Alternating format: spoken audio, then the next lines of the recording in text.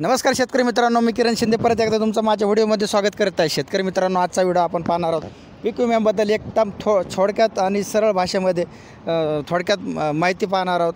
चला तर आपण व्हिडिओला सुरुवात करूया।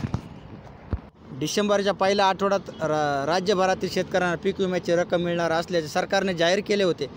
सुमारे 1.41 लाख शेतकऱ्यांना प्रधानमंत्री फसल विमा योजना पीक विमा म्हणजेच योजनेअंतर्गत नुकसान भरपाईची तयारी केली आहे।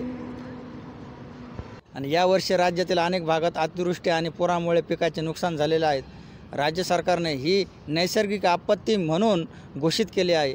सर्व क्षेत्रामध्ये पाणी साचल्यामुळे बहुतांश उभ्या पिकाचे एकूण नुकसान झाले आहे। ज्या शेतकऱ्याने पीक विमा घेतला आहे त्यासाठी विमा कंपनी डिसेंबरच्या पहिल्या आठवड्यात दाव्याची रक्कम थेट त्यांच्या बँक खात्यात जमा करतील। ज्या शेतकऱ्यांनी पीक विमा काढला नाही परंतु नुकसान झाले आहे त्यांनाही पीक विमा नुकसान भरपाई म्हणून शासनाकडून आर्थिक मदत मिळेल।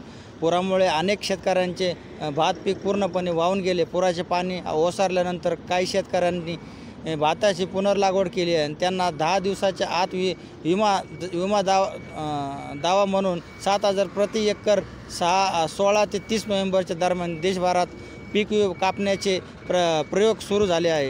विमा नसलेल्या शेतकऱ्यांसाठी सरकार पीक नुकसानीसाठी 100% भरपाई देईल। नुकसान झालेल्या पिकासाठी प्रति एकर 15,000 रुपये।